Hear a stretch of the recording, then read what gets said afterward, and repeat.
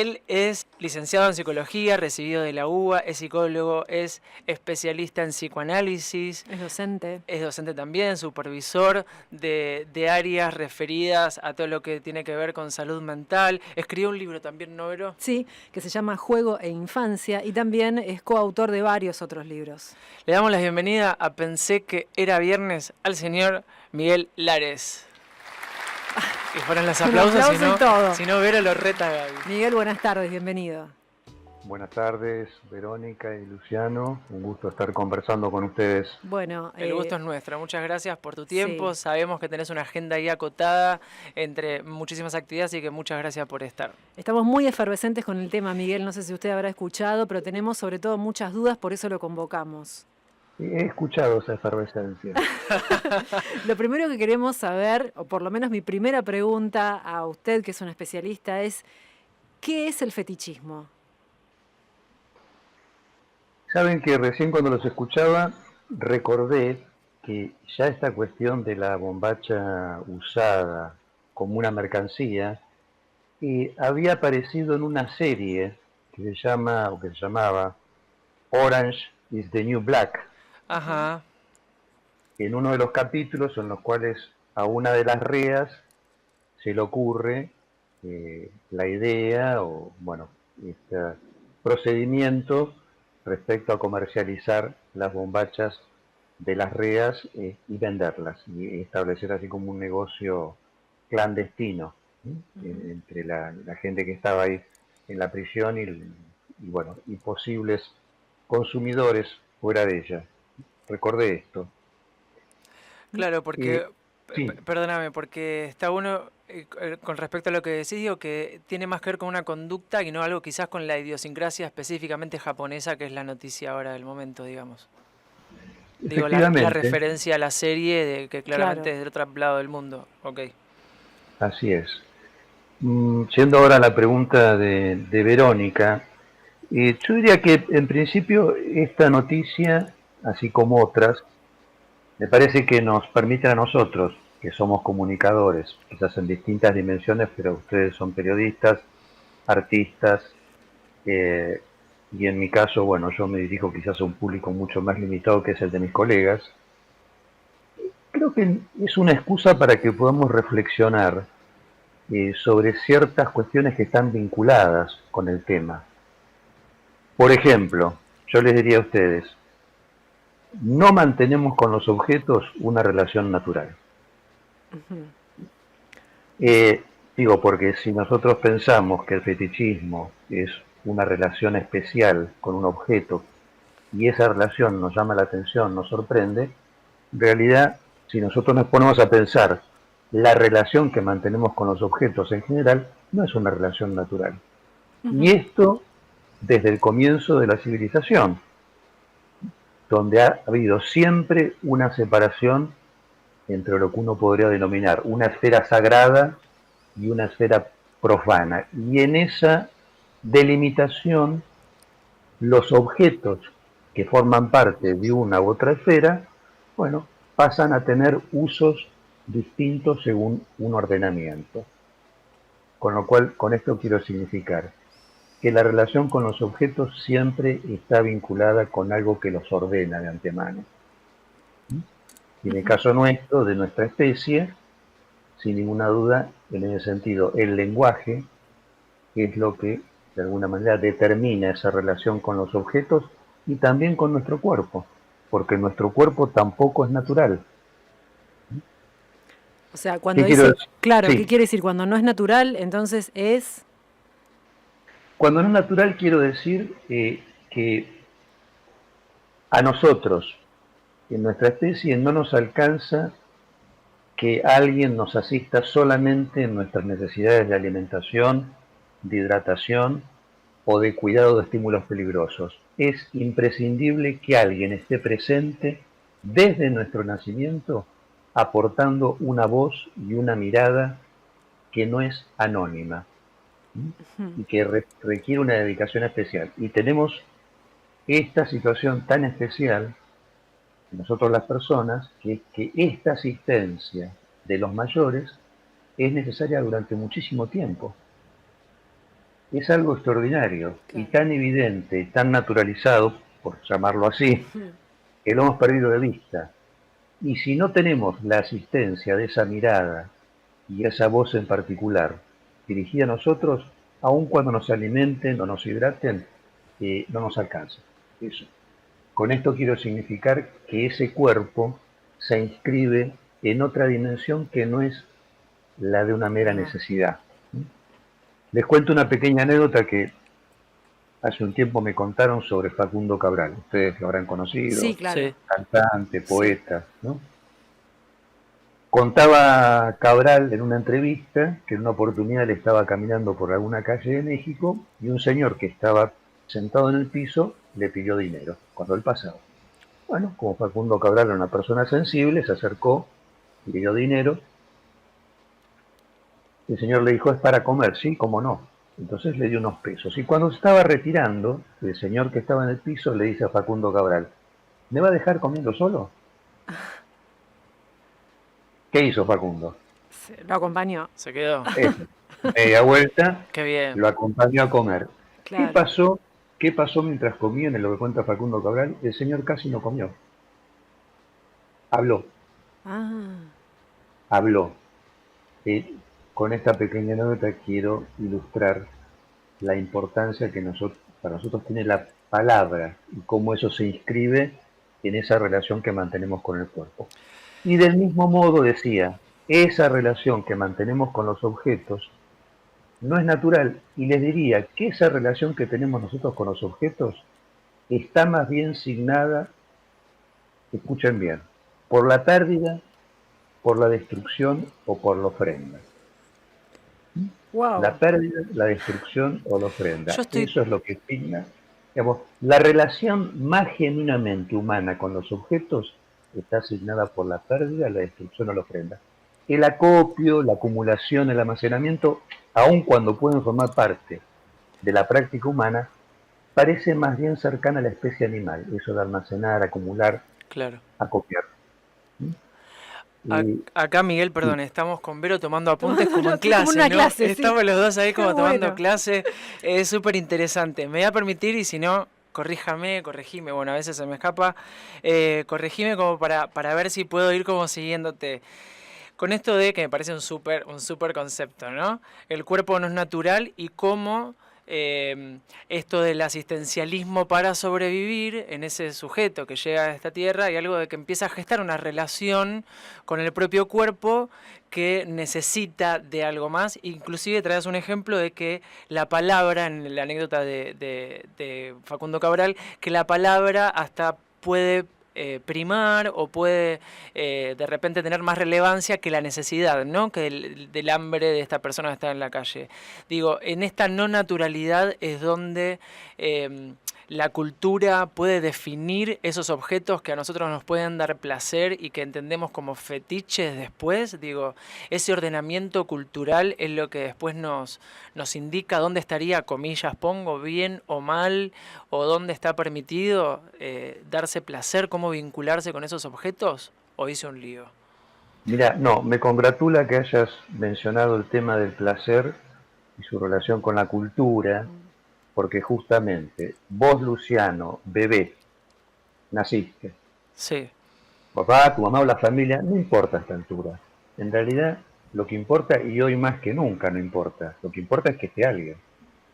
Si claro, es alguien de la familia, alguien se tiene que hacer cargo. Eso es lo que importa. Que ponga en juego justamente este deseo no anónimo. Bueno, Luciano bebé, ¿qué empieza a pasar? Quien está allí comienza a interpretar qué pasa con Luciano bebé.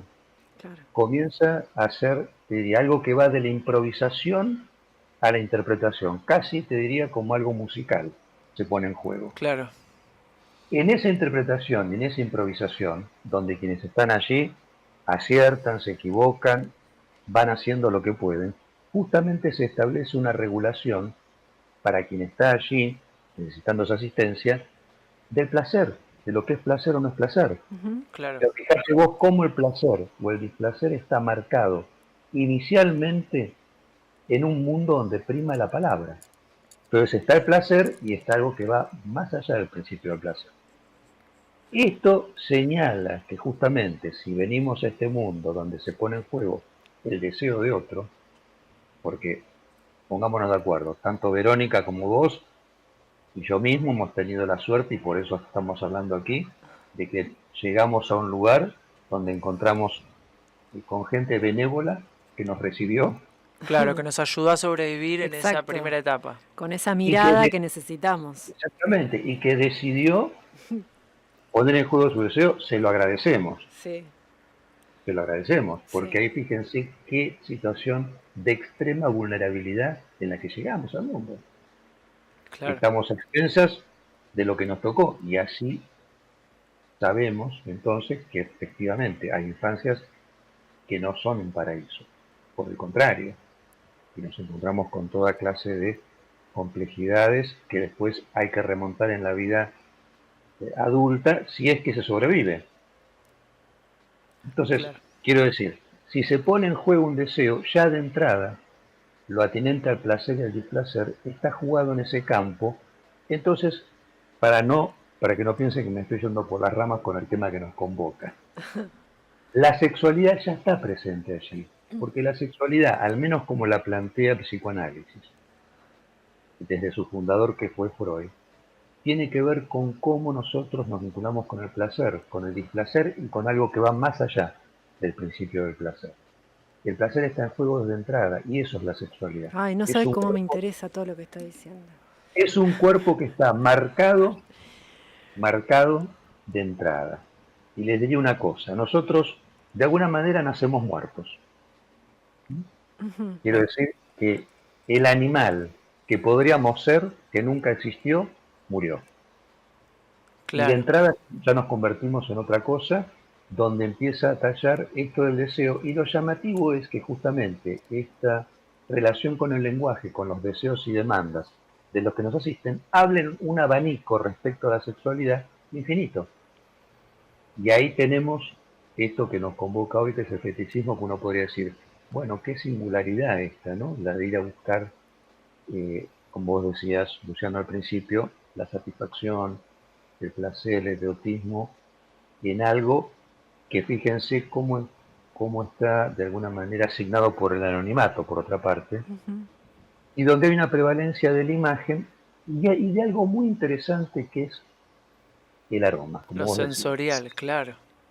El perfume, ¿no? El perfume. Y acá cuando vos me invitaste, Luciano, para que yo conversara con ustedes, me acordé de algo que una vez dijo la cantante brasilera María Bethânia. Dijo, la música es como el perfume, es inmediata y sensorial.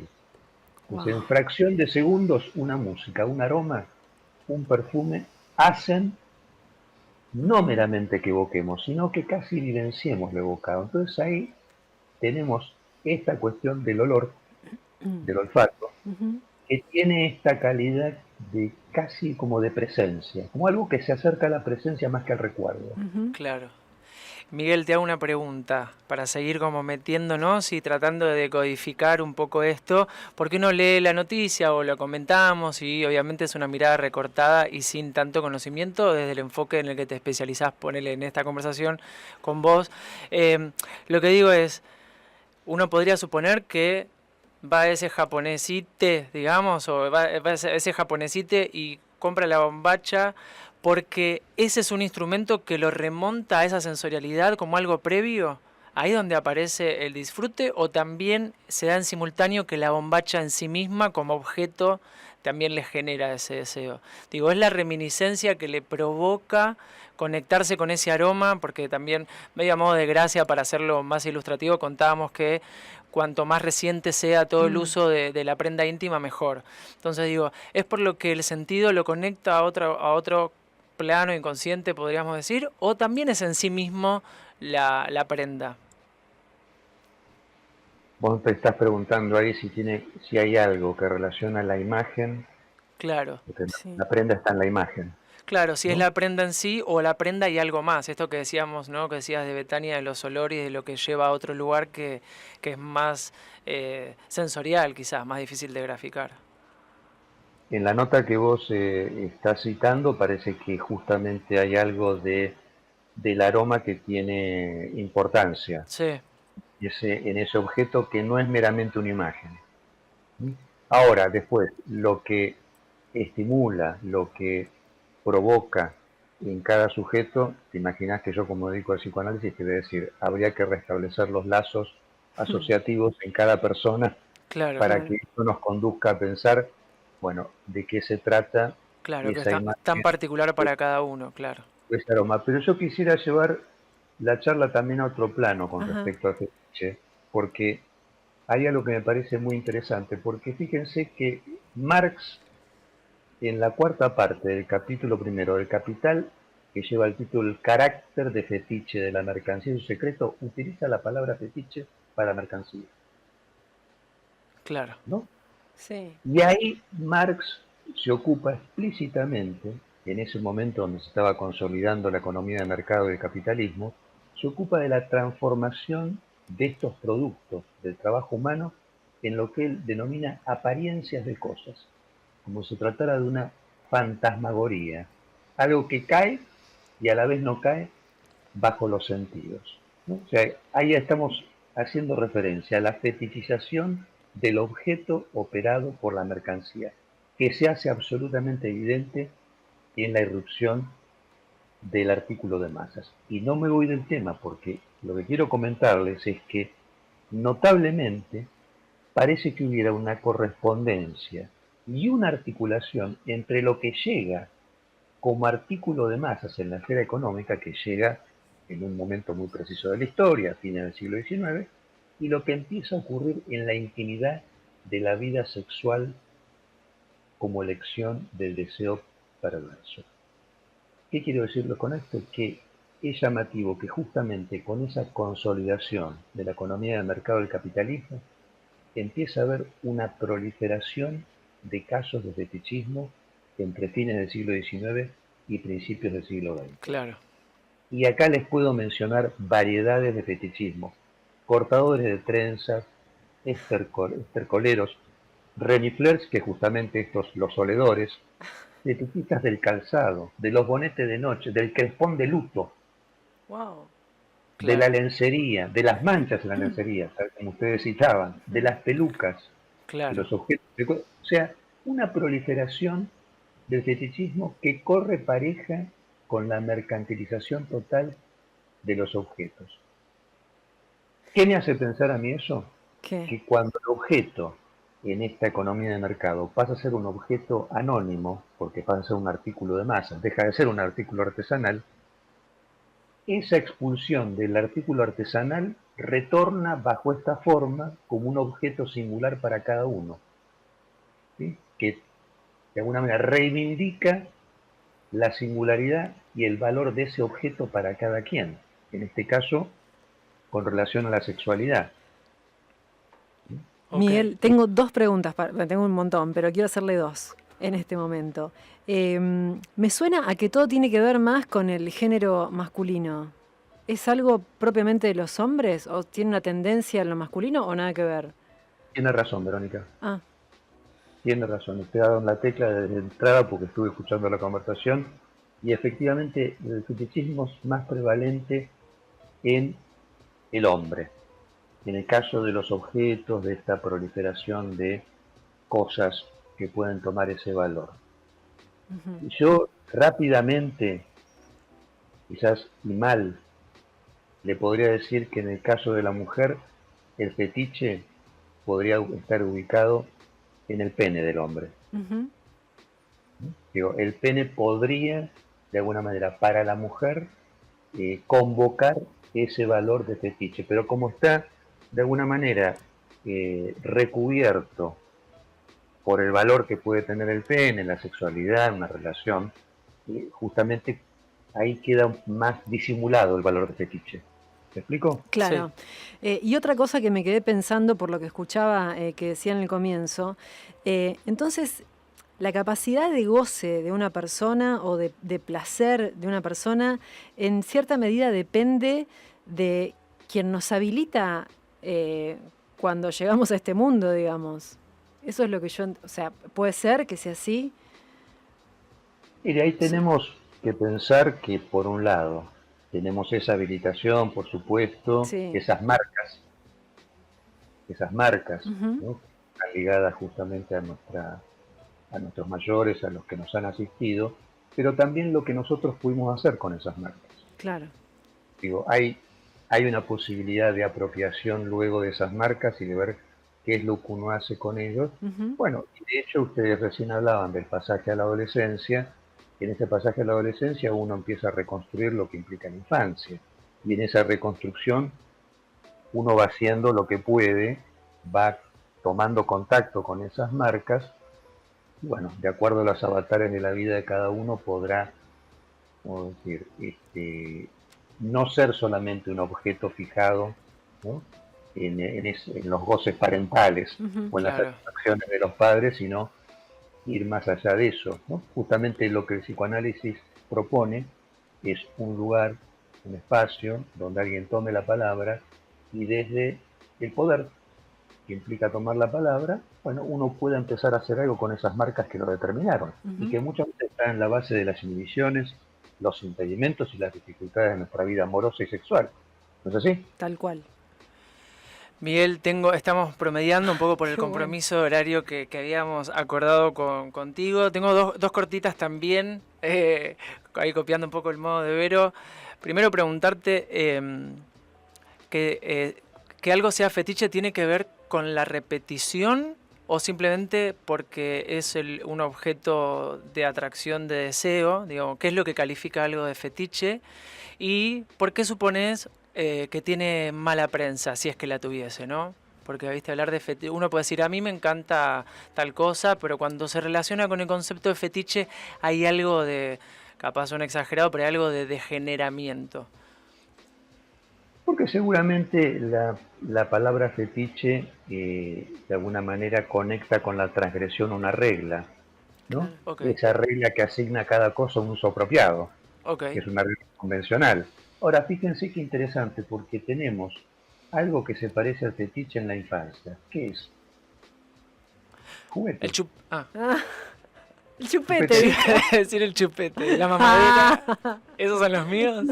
Y sí. Si te pusiste a Deme un jugar con turno, Miguel, deme el un turno. chupete. Pero quiero decir, en tu infancia, en la infancia de Verónica, ustedes tomaron cualquier objeto, seguramente, y transgredieron el uso de ese objeto Exacto. Claro, y lo convirtieron en algo para jugar. Ajá. Entonces ahí tenés también un caso en la infancia que tiene como cierta correspondencia con esto. Lo que pasa es que, por supuesto, en la infancia, en esa escena de juego que constituye la infancia, hay dos dimensiones que no entran, que son la muerte y la sexualidad. De eso se hacen cargo los mayores. claro, Si la sexualidad y la muerte ingresan a la zona de juego, se acabó el juego. sí. Entonces, Claro. si es jugando, yo puedo convertir a cualquier cosa en juego y todo está permitido. Seguramente en la vida adulta el fetiche nos conecta con algo que corresponde a la intimidad sexual de cada uno y algo que más bien podría decirse eh, supone cierto pudor, como que no todo debe quedar a la vista, ¿no? Ujú. Eh, y así como uno no habla de lo que gana, tampoco, ¿no? Creo que hay dos temas que Sí, la gente no Otro, habla, que es lo que gana y sí, la sexualidad. otro claro, temazo ese, ¿no? El dinero, claro. lo que representa en realidad el dinero, es verdad. Entonces supongo que, bueno, me parece que ese quizás es la mala prensa del fetiche, tiene Mm. que ver quizás con esta transgresión una regla y aparte porque nos conecta con una dimensión perversa de la sexualidad, que está presente aún en la sexualidad de cada uno, en la que tenemos habitualmente, aunque no seamos perversos, hay justamente un aspecto de la sexualidad que Freud lo ubicaba en los preliminares de la sexualidad, ¿sí? Que en ese placer preliminar, ahí Freud ubicaba algo que vinculaba a la práctica sexual con la perversión, como con algo que se desvía de su fin Ujú. o de su objeto, si es que hubiera alguno en realidad, Claro. es una convención también, ¿no? Nos quedamos así, ¿no? Como Sí. impresionante. La verdad es que tomamos un montón, un montón de notas, nos quedamos con muchas preguntas. Sí. Estamos llegando al tiempo acordado, Miguel. Antes de despedirte, quiero recordar un poco, sobre todo el Instagram, para quienes puedan escribirte, contactarte, ponerse en comunicación con vos. Esto es, en Instagram estás como Miguel-Jorge-Lares. Así que si estás escuchando, lo escuchaste. Además, súper claro y con un nivel de docencia que se nota, así que quedamos ahí llenos de ganas de preguntarte más, pero bueno, no queremos robarte más de esta tarde. Yo les agradezco la invitación, Luciano y Verónica, y también que hayan decidido meterse en un tema que es muy interesante. Bueno, Miguel, la verdad que lo vamos a volver a convocar. Sí, porque se abrió la prevención sí. Y el dinero, ¿no? Y lo obsceno uno podría sobre el final, así que pronto seguramente vamos a tener otra charla. Una pequeña nota, o sea, final. Dale, sí. Que tiene que ver justamente con el capitalismo. El capitalismo nos ha pescado, porque es astuto, en algo que tiene que ver con nuestras insatisfacciones. Y una insatisfacción que parece un agujero que no se llena. Y a esa insatisfacción nos ofrece objetos. Claro. Entonces lo que nos llama la atención también no es tanto la bombacha como fetiche, sino que la bombacha como fetiche haya pasado al mercado. Claro. Y esté, como vos decías, aparentemente habilitado en Japón como una mercancía. ¡Wow! ¡Qué lindo momento! Gracias, Miguel. Un gusto. Un abrazo grande. Era Miguel Lares, estabas escuchando esta charla que tuvimos, que fue como de lujo realmente, con un montón de conceptos, ¿no? Y de temas para pensar. En realidad nos dejó como muy abierto este panorama, sabíamos muy poco, no es que ahora sepamos un montón, pero la verdad que cuando uno habla con un especialista, claro, puede como detectar el origen de las cosas,